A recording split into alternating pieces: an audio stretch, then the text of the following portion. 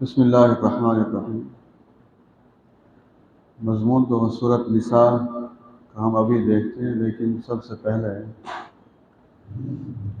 حضرت ایوب علیہ السلام کی جو بیماری کا تذکرہ ہے وہ دو مقامات پر ہے، ایک سورۃ صاد میں ہے اور ایک سورۃ الانبیاء میں ہے۔ وہ جو الفاظ ہیں سورۃ الانبیاء کے، اس کا بھی ترجمہ سن لیجئے، اور جو سورۃ صاد کے ہیں وہ بھی سن لیجیے۔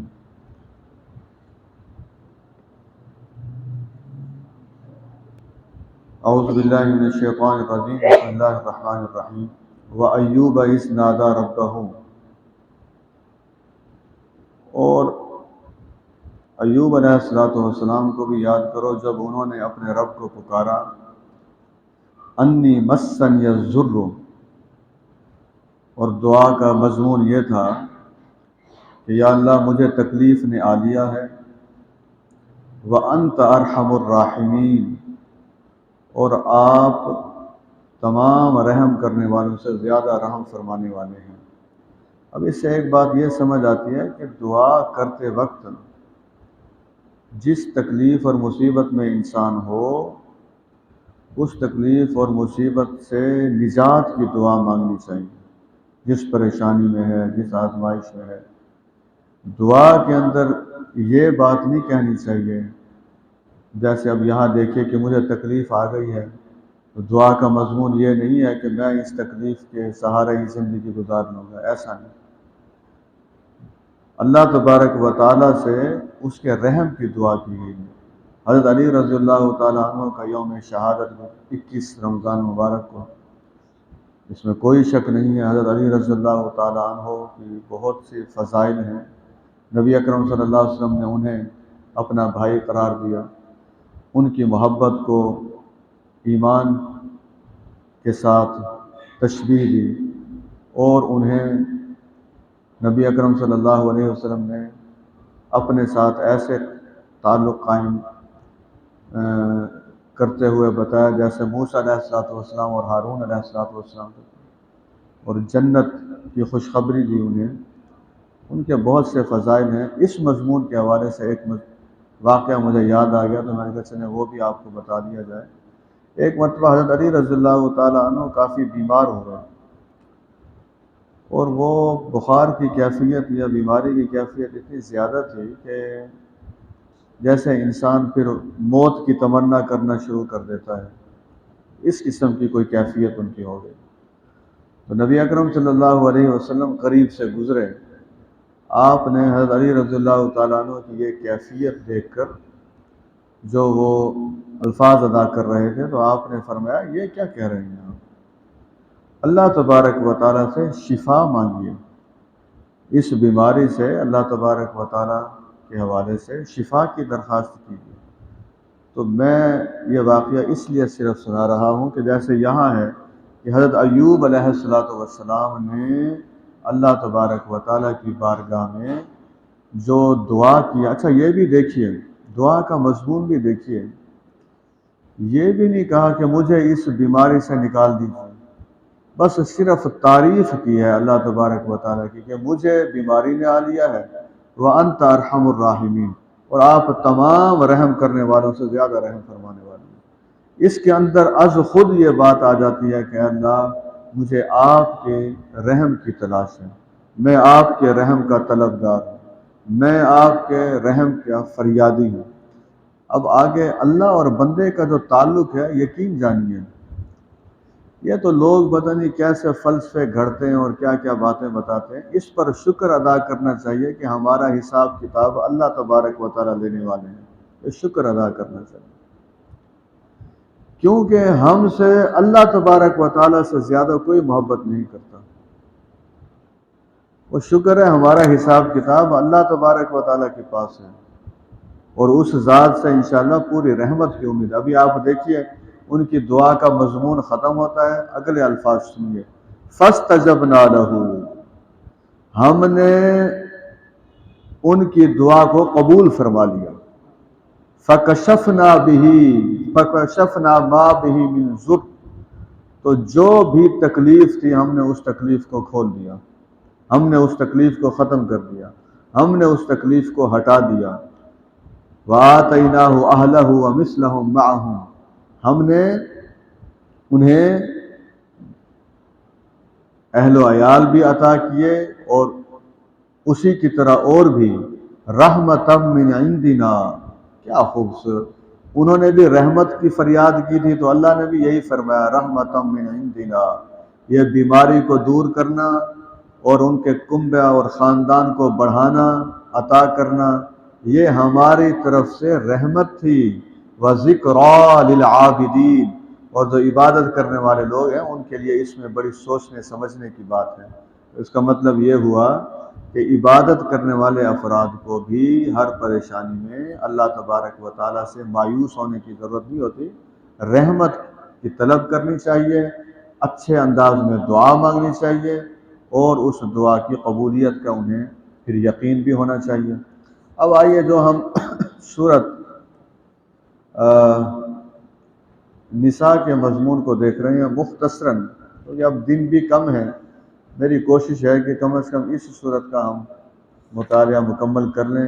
بیچ میں ایک دو دن ایسے بھی آنے کی توقع ہے کہ جس میں شاید درس قرآن ہو ہی نہ سکے، مجھے کسی اور جگہ گفتگو کرنے کے لیے جانا ہے۔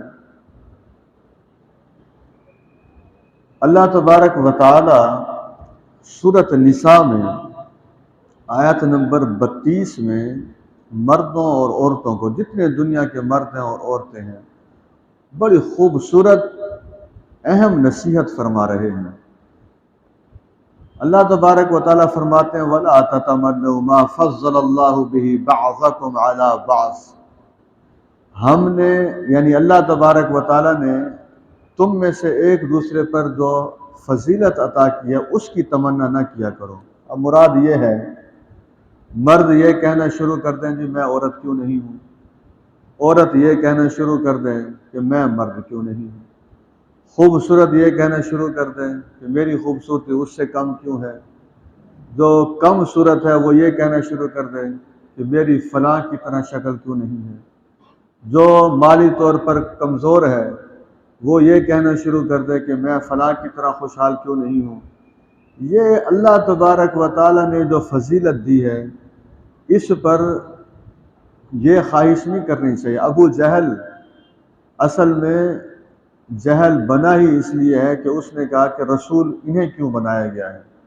تو یہ سمجھ لیجئے جو فضیلت اللہ تبارک و تعالیٰ، میں ایک مثال دیتا ہوں، پورے ہمارے جسم میں سے کون سا عضو سب سے زیادہ اہم ہے؟ اب دل۔ اب ہاتھ یہ تمنا کرنا شروع کر دے دی میں دل کیوں نہیں ہوں، زبان یہ کہنا شروع کر دے میں دل کیوں نہیں ہوں۔ اللہ کے بندو، ہاتھ کا اپنا کام ہے، زبان کا اپنا کام ہے، پاؤں کا اپنا کام ہے، دل کا اپنا کام ہے۔ اللہ تبارک و تعالیٰ بہتر جانتے ہیں کہ کس کو فضیلت عطا کرنی، علمی فضیلت کسے ملی ہے، مالی فضیلت کسے ملی ہے۔ خود آپ دیکھ لیجئے کائنات میں حضرت محمد صلی اللہ علیہ وسلم کو فضیلت ملی ہے، لیکن یہاں جو بات ہے بطور خاص مفسرین نے لکھا ہے کہ جب کوئی عورت یہ کہنا شروع کر دے کہ میں عورت کے طور پر جو تخلیق ہوئی ہوں تو میں تو مصیبت میں پھنس گئی ہوں، کاش میں مرد ہوتی، اور اسی طریقے سے کوئی مرد یہ کہنا شروع کر دے کہ میں جو باہر کی دنیا میں محنت کر کر کے میں بالکل مصیبت میں آ گیا ہوں، کاش میں عورت ہوتا، تو یہ غلط بات ہے۔ اللہ تبارک و تعالیٰ نے ہم سے پوچھ کر ہمیں تخلیق نہیں کیا کہ تمہیں مرد بنایا جائے یا تمہیں عورت کے طور پہ دنیا کے اندر بھیجا جائے، یہ اس کی حکمت ہے، اور اس کی حکمت کے نتیجے میں جو بھی تخلیق ہمیں ملی ہے، جو بھی صورت ملی ہے، جو بھی جنس ملی ہے، اسی پر انسان کو شکر ادا کرنا چاہیے۔ ہاں، اگلی بات سن لیجئے، مردوں کے لیے وہی کچھ حصہ ملے گا جو انہوں نے کمائی کی، عورتوں کو اپنی کمائی کے مطابق حصہ ملے گا۔ اللہ تبارک و تعالیٰ سے اس کے فضل کو مانگو، یقیناً اللہ تبارک و تعالیٰ ہر چیز کے بارے میں مکمل علم رکھنے والا ہے۔ یعنی مردوں اور عورتوں کا اگر مقابلہ ہے تو وہ اس میں ہے، نماز میں مقابلہ کریں، تلاوت میں مقابلہ کریں، ذکر اذکار میں مقابلہ کریں۔ کوئی عورت اس وجہ سے آخرت کے درجوں سے پیچھے نہیں رہ جائے گی کہ وہ عورت ہے، اور کوئی مرد اس وجہ سے آخرت میں اعلیٰ درجے حاصل نہیں کر سکتا کہ وہ مرد ہے۔ یہ سن لیجیے، میں پھر یہ فقرہ دہرا دوں، کوئی عورت صرف اس وجہ سے آخرت کے درجات میں پیچھے نہیں رہ جائے گی کہ وہ عورت ہے، کوئی مرد صرف اس وجہ سے آخرت میں بڑا مقام حاصل نہیں کر پائے گا کہ وہ مرد ہے۔ میں ایک مثال دیتا ہوں، دنیا کے جتنے مرد ہیں انبیاء کے علاوہ، کون سے مرد ایسا ہے جو یہ کہے کہ میں حضرت مریم علیہ السلام اللہ علیہ سے افضل ہوں؟ کون کہہ سکتے ہیں؟ یا ازواج مطہرات ہیں، حضرت عائشہ رضی اللہ تعالیٰ عنہ ہے، حضرت خدیجہ رضی اللہ تعالیٰ عنہ ہے، دیگر ازواج ہیں، یا حضور اکرم صلی اللہ علیہ وسلم کی بیٹیاں ہیں، حضرت فاطمہ رضی اللہ تعالیٰ عنہ ہے، حضرت زینب ہے، حضرت رقیہ ہے، حضرت ام کلثوم ہے رضی اللہ تعالیٰ عنہن۔ کوئی مرد یہ کہہ سکتے ہیں میں ان سے افضل ہوں؟ ایسا نہیں ہے، بلکہ آپ سورۃ آل عمران میں پڑھیں، حضرت عیسیٰ علیہ السلام کی جو نانی محترمہ تھی، حضرت عمران رحمۃ اللہ علیہ کی بیوی تھی، وہ پریگننٹ جب تھی تو انہوں نے یہی سمجھا کہ بیٹا پیدا ہوگا، تو انہوں نے اللہ تبارک و تعالیٰ سے یہ دعا مانگنی کہ پروردگار یہ جو پیدا ہوگا اسے میں آپ کے راستے کے سپرد کر دوں گی، یہ آپ کے لیے وقف کر دوں گی، اسلام کے لیے وقف کر دوں گی، عبادت کے لیے وقف کر دوں گی۔ جب بچہ جنا تو وہ بیٹی تھی، اب اس پر انہیں پریشانی ہوئی، تو میں ذمہ داری کے ساتھ اور سوچ سمجھ کے فکرہ کہہ رہا ہوں، حضرت مریم پیدا ہوئی تھی بیٹی کی شکل میں، اور وہ بیٹی اربوں کھربوں مردوں سے بہتر ہے۔ اللہ تبارک و تعالی مقام دینے والے ہیں۔ عورتیں بھی دکھائیں، صحابیات نے جیسے اسلام کے ساتھ تعلق، رشتہ اور ناطہ دکھایا ہے، عورتیں سخاوت کے میدان میں آگے نکل سکتی ہیں، نماز کے میدان میں آگے نکل سکتی ہیں، روزے کے میدان میں آگے نکل سکتی ہیں۔ اب ہم دیکھیں، ہم جتنے مرد بیٹھے ہیں، ہم میں سے شاید کوئی مرد ایسا ہو،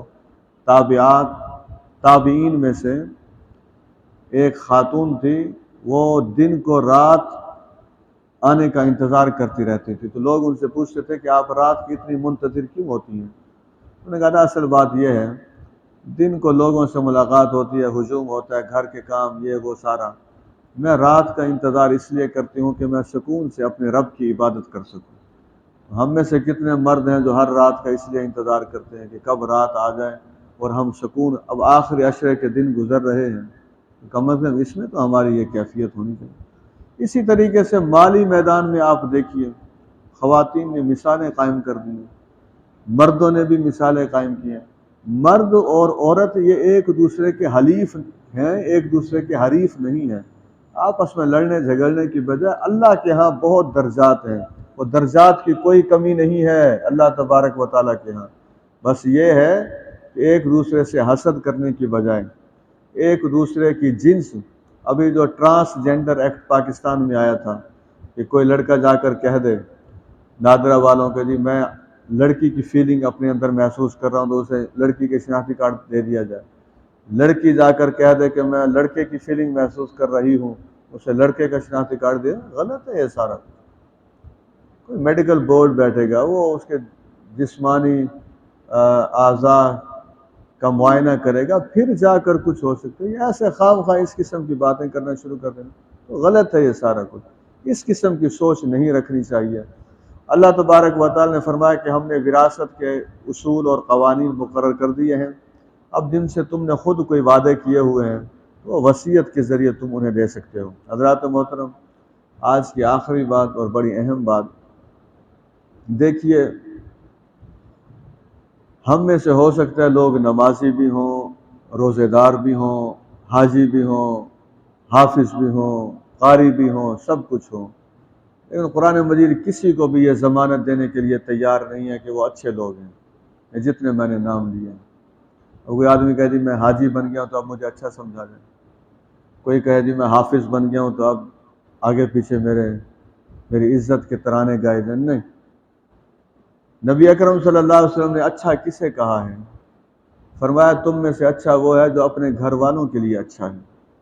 ہم میں سے جب تک کوئی آدمی اپنے گھر والوں کے لیے اچھا نہیں ہے وہ اچھا نہیں ہے، یہ طے کر لیجیے۔ چاہے مسجد کے اندر بیٹھ کے وہ سارا دن اور ساری رات گزاریں، قرآن، حدیث، اسلام اسے اچھا سمجھنے کے لیے تیار نہیں ہے۔ یہ جو بناوٹی اخلاق ہمارے ہوتے ہیں نا باہر کے لوگوں کے ساتھ، باہر کے لوگ ایسا سمجھتے ہیں کہ اس جیسا فرشتہ صرف انسان کوئی نہیں ہے، اور گھر والوں کے لیے اس نے زندگی کو جہنم بنایا ہوا ہوتا ہے۔ تو یہ سمجھ لیجئے، بہترین اخلاق ماں باپ کے ساتھ، بہترین اخلاق بیوی کے ساتھ، بہترین اخلاق بچوں کے ساتھ، بہترین اخلاق بہن بھائیوں کے ساتھ، بہترین اخلاق رشتہ داروں کے ساتھ، پھر پتہ لگتا ہے کہ یہ کوئی انسان ہے۔ ورنہ تو وہ ڈھانچہ ہے انسانی، اس کے اندر حیوان گردش کر رہا ہے، اسے بولنے کی تمیز نہ ہو، اسے گفتگو کرنے کی تمیز نہ ہو، اس کے معاملات درست نہ ہوں، تو وہ آدمی کیا زندگی گزارے گا؟ اب جو معاملہ میں یہاں عرض کرنے لگا ہوں، قرآن مجید اسے بہت اہمیت دیتا ہے، وہ ہے شوہر اور بیوی کا معاملہ۔ یہ جو ازدواج قرآن اسے اس لیے اہمیت دیتا ہے، ابھی آپ نے خود بتایا تھا کہ جسم میں سب سے اہم عضو کون سا ہے جی؟ دل۔ تو سن لیجئے، علماء نے لکھا ہے جیسے جسم کے اندر دل بڑی اہم چیز ہے، ویسے معاشرے کے اندر خاندان بڑی اہم چیز ہے۔ یعنی یوں سمجھ لیجئے، جو جسم میں دل کا مقام ہے وہ معاشرے میں کس کا مقام ہے؟ خاندان کا مقام ہے۔ اگر جب دل خراب ہو جائے تو جسم خراب ہو جاتا ہے، خاندان خراب ہو جائیں تو پھر معاشرہ خراب ہو جاتا ہے۔ اب اس معاشرے کو سدھارنے کے لیے کیا کرنا پڑے گا وہ بھی سن لیجئے۔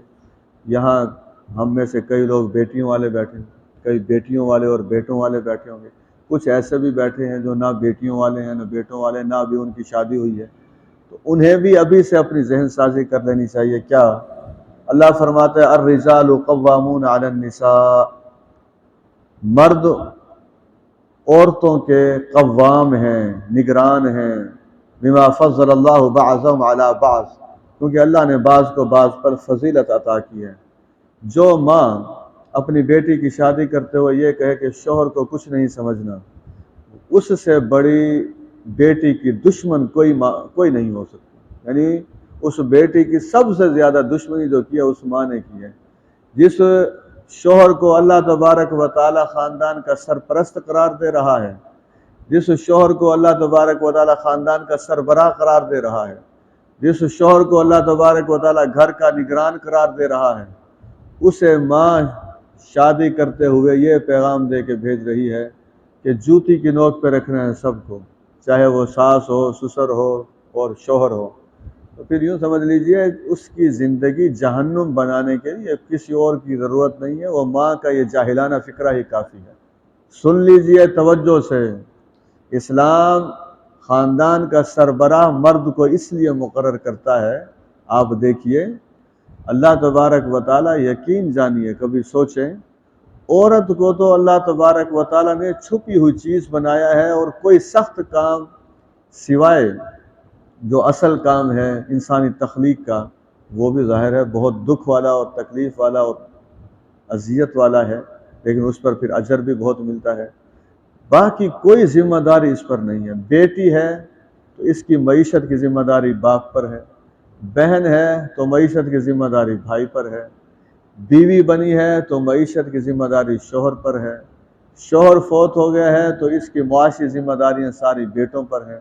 اسلام نہیں چاہتا کہ صنف نازک کسی بھی حوالے سے معاشرے کے اندر ہاتھ پھیلاتی پھرے، اور مجھے افسوس سے کہنا پڑتا ہے آپ بھی ہماری طرح رات میں بھی سفر کرتے ہیں، دن میں بھی سفر کرتے ہیں۔ کل میں درس قرآن کے لیے ایم ڈی آفیسرز کالونی میں پروفیسر اسلم فاروقی صاحب کے گھر گیا، درس قرآن تھا وہاں، درس قرآن دے کے جب واپس آ رہا تھا، ایم اے جناح روڈ پر مغرب کے بعد نوجوان لڑکیاں، بالکل 2-3، اور وہ تو چلو نوجوان لڑکیاں، ان کے ساتھ کوئی 3-4 سال کے چھوٹے بچے ہاتھ پھیلا کر، اتنی دیر تو ہاتھ پھیلانے سے ہاتھ ہی تھک جاتا ہے۔ یہ ہمارا معاشرہ کس طرف جا رہا ہے؟ تو سوچنا چاہیے، وہ کہاں کی لڑکیاں ہیں، کس گھر سے آتی ہیں، ان کا باپ کون ہے، بھائی کیا کرتا ہے، ماموں چچا کون ہے، اور پھر ہمسائے کون ہیں، اور پھر کس کالونی سے آتے ہیں، اس کالونی کے امیر لوگ۔ یہ کالونی والے یہ نہ سمجھیں، میں تو اپنے آپ کو بھی ذمہ دار سمجھ کے کہہ رہا ہوں اگر ہمارے اس کالونی میں، شاہ رکن عالم کالونی میں، کوئی ایک خاتون قسم پرسی کی زندگی گزار رہی ہے، حالات اس کے ٹھیک نہیں ہیں، شوہر ہے یا نہیں ہے، مالی معاملات اس کے ٹھیک نہیں ہیں، کھانا تک اسے میسر نہیں ہے، حضرت علی کی بات سن لیجئے، یوم شہادت ان کا اللہ تبارک و تعالی ہمیں ان کی سیرت اپنانے کی توفیق عطا فرمائے۔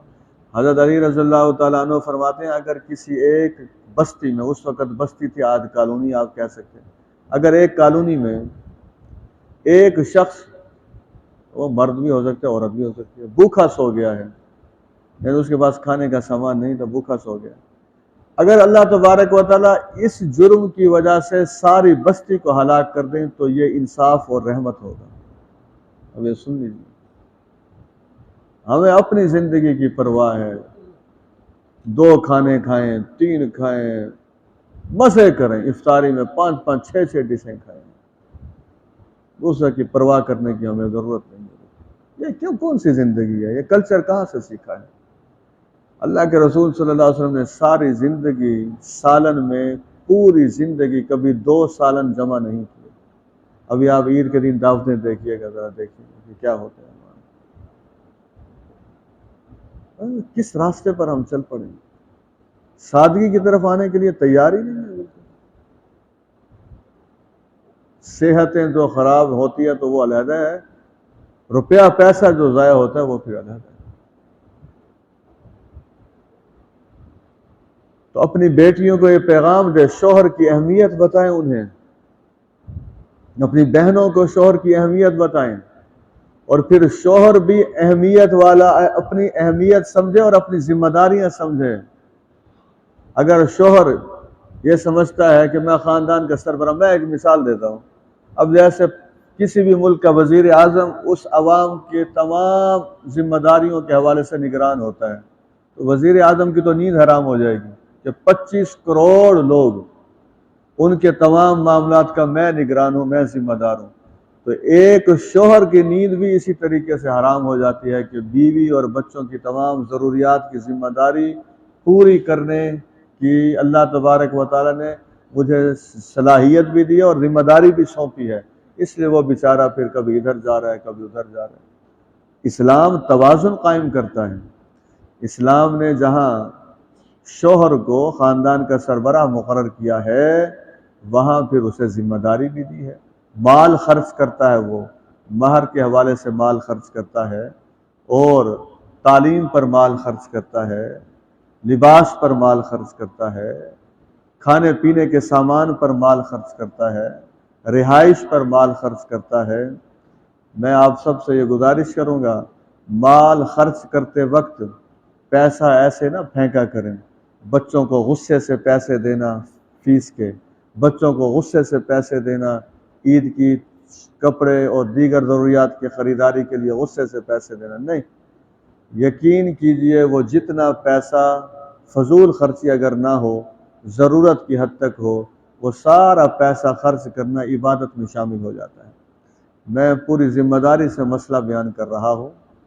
اگر کسی آدمی کے پاس فرض کیجئے 1000 روپے ہے، امام مسجد نے کہا کہ جناب بجلی کا بل بھرنا ہے، 1000 روپے دے دیجیے۔ اب اس نے ذہن میں رکھا ہوا کہ چلو میں 1000 بجلی کے بل میں دے دیتا ہوں۔ بیوی نے اسے بتایا کہ آج گھر میں اس 1000 روپے کے علاوہ کچھ نہیں ہے۔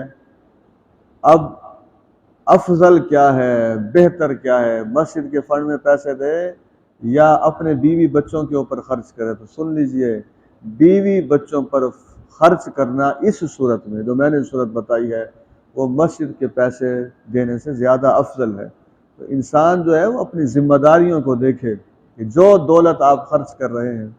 ہمارے والد صاحب رحمۃ اللہ علیہ مجھے کہا کرتے تھے جب میں اسکول میں پڑھتا تھا، جب ہم فیس پے کر کے آتے تھے، وہ رسید، بیٹے رسید ہے؟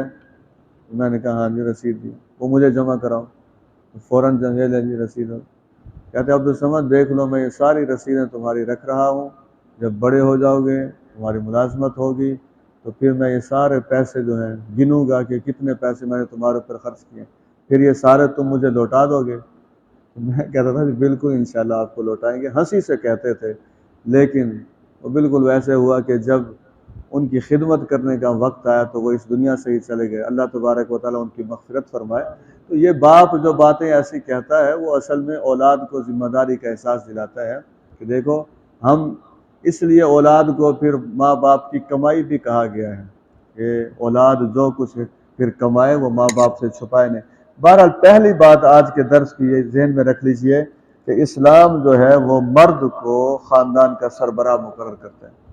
اب آپ کی سیاسی سوچ اپنی اپنی ہوگی، میں صرف ایک سوال کرتا ہوں، جب انسان خاندان کا سربراہ مرد کو مقرر کرتا ہے تو پھر ملک کا سربراہ کسے ہونا چاہیے؟ قوم کا سربراہ کسے ہونا چاہیے؟ وہ بھی نہیں۔ پاکستان کی تینوں پولیٹیکل پارٹیز جو ہیں، جو حکومت میں رہی ہیں اور ہیں، تینوں میں سے کسی ایک کی بھی یہ سوچ نہیں ہے، ذہن میں رکھ لیجیے۔ حالانکہ واضح حدیث ہے، نبی اکرم صلی اللہ علیہ وسلم نے فرمایا وہ قوم کبھی فلاح نہیں پا سکتی جس نے اپنے معاملات عورت کے سپرد کر دی۔ لیکن ہمیں اصل میں حدیث اور قرآن سے زیادہ لیڈروں سے محبت ہوتی ہے، وہ جو کہے گا بس صحیح کہے گا، جیسے جو مرضی کہہ دے ٹھیک ہے۔ جب اس قسم کے لوگ اندھی عقیدت والے جب آتے ہیں تو پھر معاشرے ترقی نہیں کیا کرتے۔ ہمیں سب سے زیادہ محبت اللہ اور اس کے رسول سے ہونی چاہیے۔ اللہ اور اس کے رسول نے جو فرما دیا وہ بالکل صحیح فرما دیا، اور اس میں کوئی عورت کی تحقیر نہیں ہے، نہ عورت کی تضحیک ہے۔ اصل مسئلہ یہ ہے عورت کا جسم اور عورت کی اعصابی صلاحیتیں اس قابل نہیں ہیں کہ وہ اتنی بھاری کام کر سکے، اتنی بھاری ذمہ داری نبھا سکے۔ یہ صلاحیت، یہ قوت، یہ طاقت، یہ اعصاب کی مضبوطی اللہ تبارک و تعالی نے مرد کو عطا کی ہے۔ اب جی بہترین بیویاں کون سی ہیں؟ بہترین بیویاں وہ ہیں جو فرما بردار ہوتی ہیں۔ بس دیکھ لیجئے قرآن مجید نے دو ٹوک الفاظ میں کہہ دیا، فالصالحات قانتات۔ بہترین بیویاں وہ ہیں جو فرما بردار ہیں۔ شوہر، آپ مسئلہ سمجھ لیجئے، اب یہ جو نماز تراویح ہے یہ فرض عبادت نہیں ہے۔ یہاں جو خواتین تشریف لاتی ہیں، فرض کیجئے کسی دن کسی بیوی کے شوہر نے کہا آج گھر کے اندر یہ کام کرنا ہے، آج آپ مسجد میں نہ جائیں، تو اس عورت کے لیے شوہر کی بات ماننا زیادہ ضروری ہے بنسبت مسجد آنے کے۔ اسی طریقے سے معتکف، اب کوئی مرد یہ، اور مرد تو ٹھیک ہے اعتکاف کر رہے ہیں، کوئی خاتون معتکف ہونا چاہتی ہے تو اگر شوہر نفلی عبادت کی اجازت نہ دے، رات کو تہجد کی نماز پڑھنا چاہتی ہے، شوہر کی کوئی اور تقاضے ہیں، کوئی اور معاملہ ہے، تو وہ سمجھ لیجئے امام حسین رضی اللہ تعالیٰ عنہ کا جو قافلہ کربلا کی طرف آیا تھا، اس میں ان کے خاندان کی ایک اہم ترین عورت اس لیے شامل نہیں ہو سکی تھی کہ شوہر کی عدم موجودگی میں اجازت نہیں ملی تھی۔ تو یہ جو شوہر کی اجازت ہے یہ بڑی ضروری ہے۔ یہ جو خواتین اس قسم کے فکرے کہتی ہیں کہ مجھے بہن کے گھر سے روکا جا رہا ہے، جو مرضی ہو جائے، جو مرضی روکے میں نہیں روکوں گی، میں جاؤں گی ہر صورت میں، تو پھر اس سے سمجھ لیجئے کہ وہ بغاوت کا جھنڈا بلند کر دیتی ہے۔ اس کی پھر خمیازے بھی بھگتنے پڑتے ہیں۔ شوہر بھی ناجائز پابندی نہ لگائے اور عورت بھی ایسے سخت فکرے نہ کہے کسی کا باپ بھی مجھے نہیں روک سکتا۔ اب یہ کوئی بات ہے؟ اس قسم کے جملے ادا کر کے انسان اصل میں یہ ماحول پیدا کرتا ہے کہ گھر کے اندر جو ہے ہر وقت لڑائی جھگڑا ہو اور فساد ہو۔ مومن کی زبان سے جاہلانہ فکرے تو نکلنے نہیں چاہیے۔ تو آج کے درس کی دوسری بات اس خاندان کے حوالے سے، پہلی بات یہ تھی مرد خاندان کا سربراہ ہے، وہ مال خرچ کرتا ہے، اللہ نے اسے فضیلت بھی عطا کی ہے قوت اور طاقت کے حوالے سے۔ دوسری بات آج کے درس کی یہ ہے کہ بہترین اور نیک بیویاں وہ ہیں جو فرما بردار ہیں، جو شوہر کی جائز بات کے حوالے سے وہ اسے تسلیم بھی کرتی ہیں، اسے مانتی بھی ہیں۔ اور دوسرا کام وہ کیا کرتی ہیں، وہ شوہر کی عدم موجودگی میں اپنی عزت کی حفاظت کرتی ہیں۔ آپ دیکھ لیجئے ایک شوہر باہر کی دنیا میں جتنے گھنٹے رہتا ہے معیشت کے حوالے سے، یہاں میں ان تمام لوگوں سے کہوں گا جو شادی کرنا چاہتے ہیں ابھی، ایسی شریک حیات کا انتخاب کیجئے جس کے کردار پر کوئی انگلی نہ اٹھا سکے۔ انسان جب مطمئن ہوتا ہے، دو ہفتے کہیں لگا کے آ رہا ہے، 8-10 گھنٹے باہر ہے، اسے پتہ ہے کہ میری شادی ایسی لڑکی کے ساتھ ہوئی ہے جو کردار پر سمجھوتا نہیں کر سکتی، اور وہ باہر کی دنیا میں بالکل مطمئن ہوتا ہے۔ تو دو خصوصیات یہاں آ گئے، ایک جب شوہر موجود ہے اس وقت وہ شوہر کی فرما برداری کرتی ہے، دوسرا جب شوہر موجود نہیں ہے تو وہ شوہر کی عدم موجودگی میں اپنی عزت کی حفاظت کرتی ہے۔ اب اگر کوئی بیوی ایسی ہے کہ شوہر یہ محسوس کر رہا ہے کہ یہ بیوی جو ہے فرما برداری کی بجائے نافرمانی کے راستے پر چلی گئی ہے، قرآن مجید کی سورۃ نساء کی آیت نمبر 34 کو آپ خود تفصیل سے دیکھ لیجئے گا، میں موٹی موٹی باتیں آپ کو بتا رہا ہوں، اہم باتیں۔ اس آیت نے اصل میں بیویوں کی دو اقسام کا تذکرہ کر دیا۔ پہلی بیوی ہے فرما بردار، اس میں تو شوہر اور بیوی کے درمیان چھوٹی موٹی بات تو ہو جائے گی، بڑے جھگڑے اور بڑی لڑائی کی نوبت ساری زندگی نہیں آتی، یہ ذہن میں رکھ لیجیے۔ لیکن اب بیوی کی دوسری قسم آ گئی، وہ بیوی ایسی ہے، شوہر یہ محسوس کرتے ہیں یہ جو ہماری بیویاں ہیں یہ فرما برداری کے راستے پر نہیں ہیں، یہ نافرمانی کے راستے پر ہیں، یہ ہماری اتھارٹی کو چیلنج کرتی ہیں، یہ ہمارے جائز معاملات کو بھی پس پشت ڈال دیتی ہیں، یہ ہماری جائز ضروریات کو بھی پورا نہیں کرتی، یہ ہماری جائز باتوں کو بھی نظر انداز کر دیتی ہیں، ان کا رویہ ٹھیک نہیں ہے، اخلاقی معاملہ ٹھیک نہیں ہے، رشتہ داروں کے ساتھ تعلقات ٹھیک نہیں ہیں، بلکہ یہ ہر جگہ میری عزت میں اضافے کی بجائے ذلت کا باعث بنتی ہے۔ اس قسم کی جتنی چیزیں ہیں، اب اس بیوی کے ساتھ کیا کیا جائے؟ اگر بیوی نے بغاوت کا، اگر بیوی نے نافرمانی کا، اگر بیوی نے بدسلوکی کا، اگر بیوی نے بد اخلاقی کا جھنڈا بلند کر دیا ہے تو اسلام کیا کہتا ہے کیا کیا جائے؟ پہلا مرحلہ ہے انہیں نصیحت کی جائے، پہلا مرحلہ یہ، اور یہ بھی نہیں ہے، کوئی مدت کا یہاں تذکرہ نہیں ہے کہ کتنا عرصہ نصیحت کی جائے، 1 ہفتہ نصیحت کریں، 2 ہفتے نصیحت کریں، مہینہ نصیحت کریں، 5 مہینے نصیحت کریں، 6 مہینے نصیحت کرتے چلے جائیں۔ اب آپ جب یہ محسوس کرتے ہیں کہ نصیحت کرنے سے بھی فرق نہیں پڑ رہا، نصیحت کرنے سے بھی معاملات درست نہیں ہو رہے، پہلے تو مجھے یہ بتائیے جو ہمارا قرآن اور سنت کا مطالعہ ہے، ہمارے ہاں کتنے فیصد شوہر ایسے ہیں جو اپنی بیوی کو نصیحت کر سکتے ہیں؟ گالیاں تو دے سکتے ہیں، نصیحت کہاں سے کریں گے؟ جو آدمی بیوی کو گالی دے دیتا ہے وہ بھی پرلے درجے کا احمق آدمی ہے۔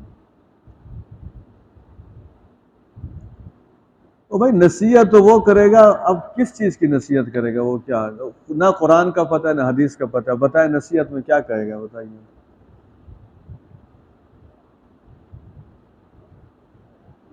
کوئی نصیحت کرے گا، کوئی حدیث سنائے گا، یا تو پھر کسی عالم کے پاس جائے، میرا یہ مسئلہ ہے مجھے بتائیں میں اپنی بیوی سے کیا بات کروں، یا گھر کے اندر کوئی کتابیں رکھیں، انہیں پڑھ کر پھر یہ اسی آیت کی تفسیر میں پڑھ لیں کہ بیوی کو نرم الفاظ، نصیحت یہ ذہن میں رکھیں، نصیحت یہ نہیں ہوتی کہ جو 10 مرلے کا آپ کا گھر ہے آپ نصیحت کر رہے ہیں اور آواز آپ کی سارے ہمسائے سن رہے ہیں، یہ کوئی نصیحت نہیں، چیخنے دھاڑنے والی کوئی نصیحت نہیں ہوتی۔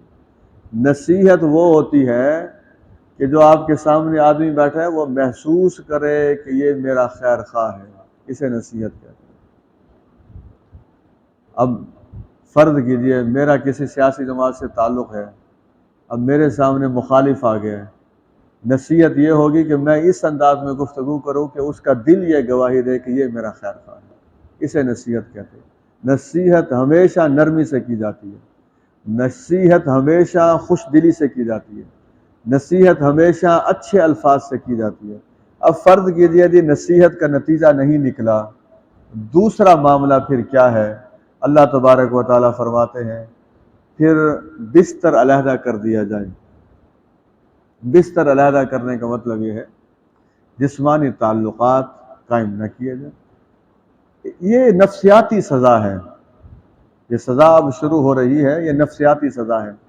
اچھی بیوی ہوگی، آپ خود دیکھ لیجئے، اچھا شوہر اور اچھی بیوی وہ ہوتے ہیں، ناراضی اگر ہو بھی گئی ہے چند گھنٹوں کے بعد یا چند لمحات کے بعد، جو صلح کے لیے پہل کرتا ہے وہی اللہ تبارک و تعالیٰ کے ہاں مقام پا لیتا ہے، جو انا پرست نہیں ہوتا، جو صلح کے لیے سب سے پہلے ہاتھ بڑھاتا ہے۔ اب جب بیوی دیکھے گی کہ بستر اس نے علیحدہ کر لیا ہے، ایک کمرے سے دوسرے کمرے میں چلا گیا، یا اسی کمرے میں ہے جسمانی تعلقات قطع کر دیے ہیں، تو وہ جو اچھی بیوی ہے وہ اس نفسیاتی سزا کو اپنے لیے ایک تربیت کا پہلو سمجھتے ہوئے جو بھی غلط فہمی ہوئی ہے اسے دور کرنے کی کوشش کرے گی۔ یہ آیت بتاتی ہے فی الحال جو اختلاف چل رہا ہے وہ صرف شوہر اور بیوی کی حد تک ہے، نہ شوہر کے خاندان والوں کو کچھ پتہ ہے نہ بیوی کے خاندان والوں کو کچھ پتہ ہے۔ ابھی یہ اپنا معاملہ خود درست کرنے کی کوشش کر رہے ہیں۔ اب یہ معاملہ کتنے عرصے تک کرنا ہے جی، بستر کتنے عرصے تک دور کرنا ہے؟ میں یہاں ایک واقعہ بتا دوں، نام نہیں لیتا میں، شاہ رخ عالم کالونی کے ایک آدمی تھا، اس نے کہیں درس سنا ہوگا پردے کے حوالے سے، یہاں آج سے 4-5 سال پہلے کی بات ہے، پتہ نہیں اس نے میرے گھر کا کسی طریقے سے پتہ کر لیا اور میرے گھر آ گیا، کہنے لگا جی میں بہت پریشان ہوں، تو آپ نے جو درس میں پردے کے حوالے سے کہا ہے، میری بیوی ملازمت بھی کرتی ہے اور لباس اس کا بالکل ٹھیک نہیں ہے، میں تو رات کا درس سننے کے بعد اس نتیجے پر پہنچا ہوں کہ میں اسے طلاق دے دوں۔ میں نے کہا چلو شکر ہے آپ طلاق دے کر نہیں آئے میرے پاس، اب آپ بیٹھیں تو صحیح بات سنیں۔ تو میں نے کہا کہ آپ انہیں سمجھائیں، اب آپ نے اگر پردے کے سارے باتیں سن لی تو سمجھانا شروع کریں۔ کہتا میں نے بڑا سمجھایا اسے، تو میں نے کہا کتنا عرصہ ہو گیا آپ کو سمجھاتے ہوئے؟ کہنے لگا جی مجھے تقریباً رات میں درس سن کے گیا ہوں تو میں نے 2-3 مرتبہ سمجھا لیا۔ میں نے کہا اللہ کے بندے یہ آپ نے کیا بڑا سمجھایا، اب آپ نے میرے پاس مہینہ 1.5 مہینہ بالکل نہیں آنا، ویسے آئیں آپ، اس مسئلے کے لیے نہ آئیں، آپ سمجھائیں جا کر طلاق کا۔ میں نے کہا سوچنا نہیں ہے آپ نے بالکل؟ کہتا ہے ٹھیک ہے۔ مہینے 1.5 مہینے کے بعد پھر وہ میرے گھر آیا، میں نے کہا اب کیا صورتحال ہے؟ کہنے لگا جی صورتحال بڑی بہتر ہے، کپڑے بہترین ہو گئے ہیں اور جسم کے جو حصے نظر نہیں آنے سے نظر نہیں آتے، لیکن اب یہ ہے کہ میں کہتا ہوں بڑی چادر نہیں۔ میں نے کہا معاملہ بہتری کی طرف جا رہا ہے یا پستی کی طرف آ رہا ہے؟ کہ نہیں بہتری کی طرف جا رہا ہے۔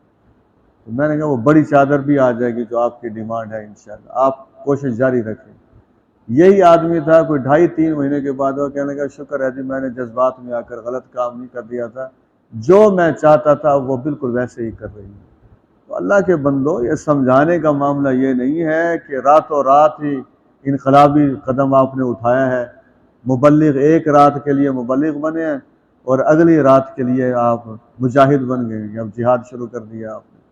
تو سمجھ لیجئے یہ سمجھانے کا عمل کیجئے، پھر نفسیاتی سزا ہے، اس دوران اللہ سے دعا بھی کرتے رہیں، دعاؤں کی بڑی برکت ہوتی ہے۔ عربی میں دعا آتی ہے تو ٹھیک ہے، ورنہ ایک دعا اردو میں کر لیں، یا اللہ میرے اور میری بیوی کے دل میں محبت پیدا فرما، اور بھی کسی رشتے میں محبت پیدا کرنا چاہتے ہیں تو یہ دعا، تمام دل کس کے قبضے میں ہے؟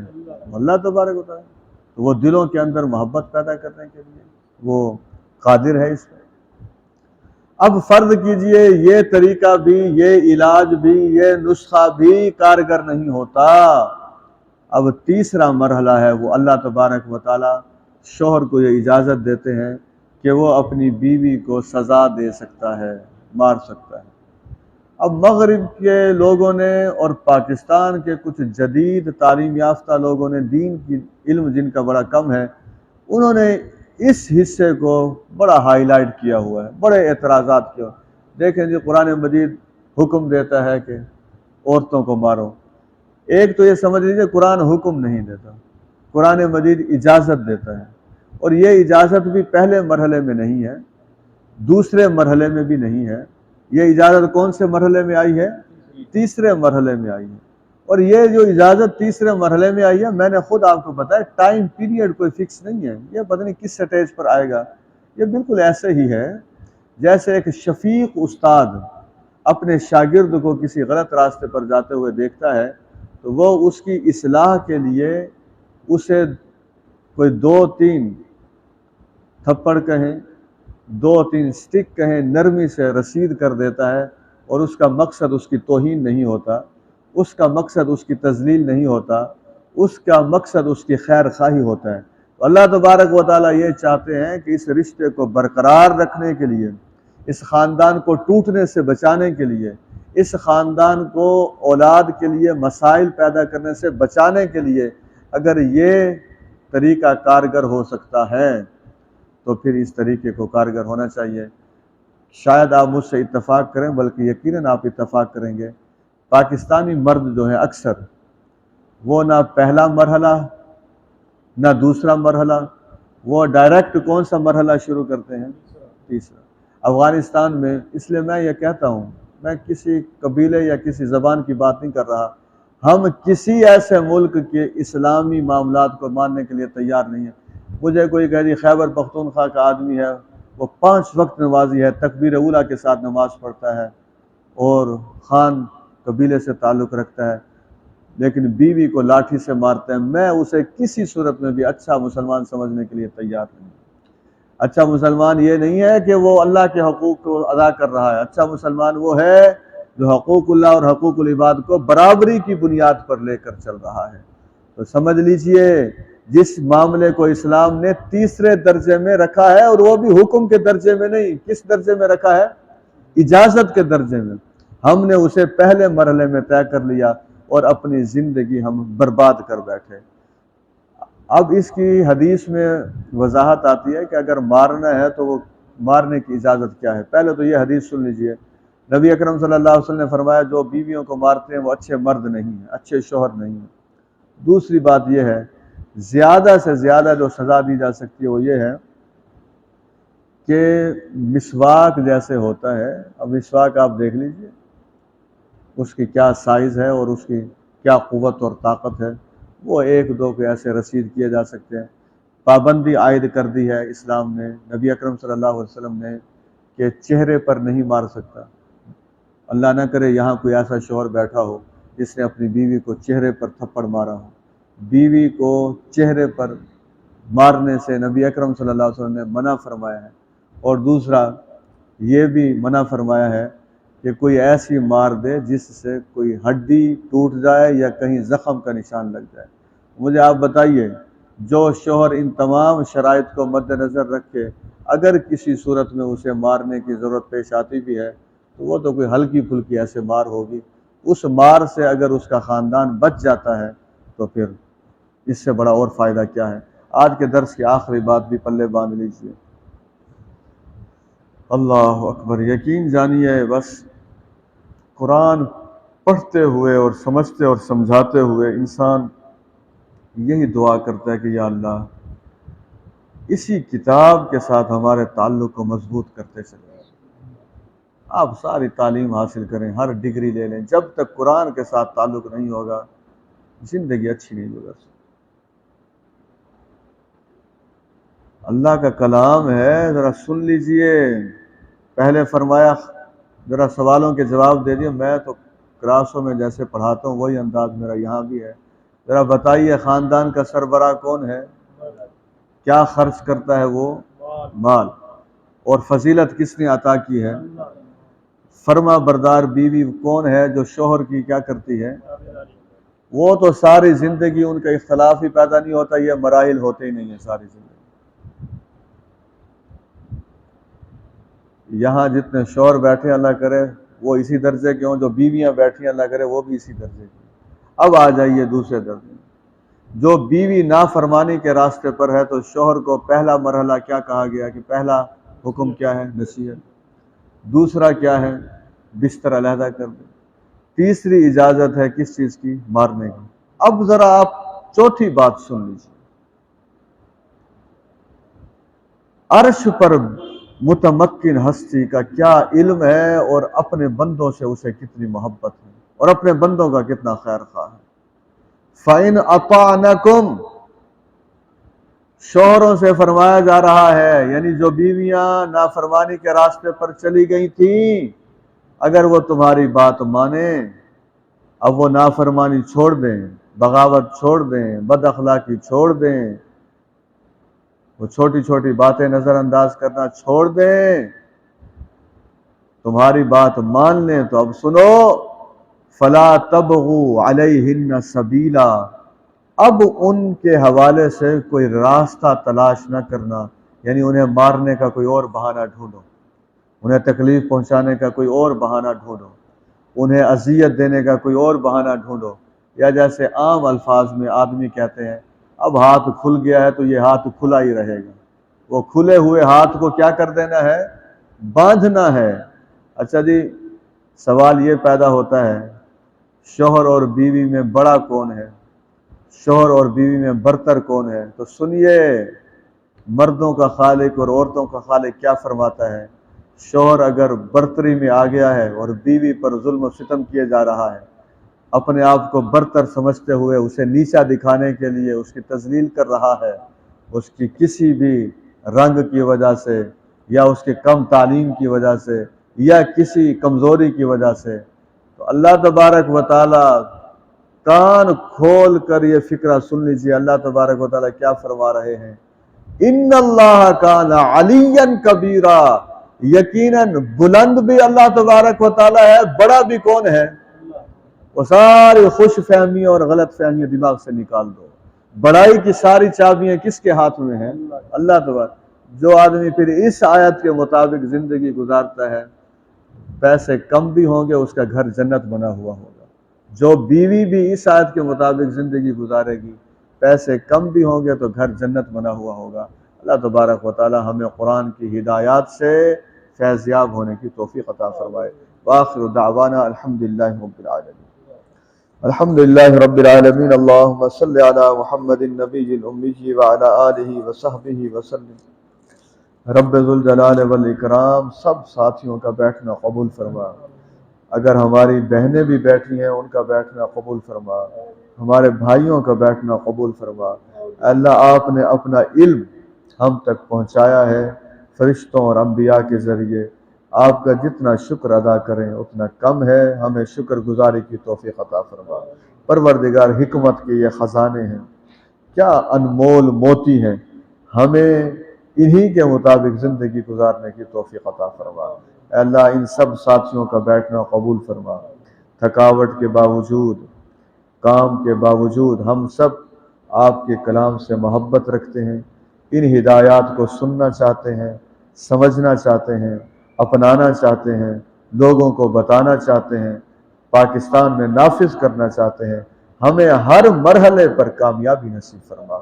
بالخصوص ہم میں سے جتنے ازدواجی زندگی گزار رہے ہیں انہیں بہترین زندگی گزارنے کی توفیق عطا فرما، اور جن کی ازدواجی زندگی شروع ہو رہی ہے یا مستقبل میں شروع ہوگی انہیں بھی اسی آیت سے سبق حاصل کرنے کی توفیق عطا فرما۔ وصلی اللہ تعالی علی خیر خلقہ محمد وعلی آلہ وصحبہ اجمعین برحمتہ۔